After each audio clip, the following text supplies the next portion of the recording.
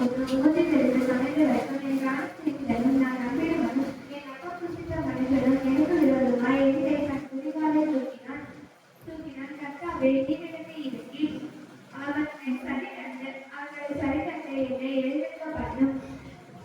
எழுந்திருக்க பண்ணும் என் சத்துரு என்னை மேற்கொள்ளாததினால் நீர் என்னை பிரியமாய் இருக்கிறீர் என்று அறிவேன். நீர் என் உத்தமத்திலே என்னை தாங்கி எந்தத்தைக்கும் முடிக்க சந்திதியில் நிலைத்திருக்கிறீர்.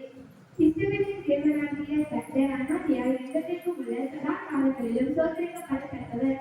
ஆமென் ஆமென். சங்கீதம் 42 1-5 வரைக்கும். மாறானது நீரோடைகளை வாஞ்சித்து கதறுவது போல தேவனே என் ஆத்துமா உம்மை வாஞ்சித்து கதறுகிறது. என் ஆத்துமா தேவன் மேல் ஜீவனுள்ள தேவன் மேலேயே தாகமாய் இருக்கிறது. தேவனுடைய நான் எப்பொழுதும் தேவனுடைய சன்னதியில் வந்து நிற்பேன். அவர்கள்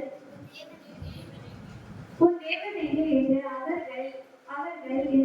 அவர்கள் எப்பொழுதும் அவர்கள் நாள்தோறும் உன் தேவன் எங்கே என்று அவர்கள் நாள்தோறும் என்னிடத்தில் சொல்லுகிறபடியால் இரவு பகலும் என் கண்ணீரே என் உணவாயிற்று. உன்னை பண்டிகை ஆசிரிக்கிற நண்பர்களோட கூட நடந்து கூட்டத்தில் கழிக்கும் துதியுமான சத்தத்தோடு தேவாலயத்திற்கு சென்று வருவேனே. அவைகளை நான் நினைக்கும் போது என்னுள்ளம் எனக்குள்ளே உருகுகிறது. என் ஆத்மாவே நீ ஏன் கலங்குகிறாய்? ஏன் எனக்குள் தேடுகிறாய்? தேவனை நோக்கி காத்திரு. அவருடைய சமூகத்தை ரட்சிப்பின் நிமித்தம் நான்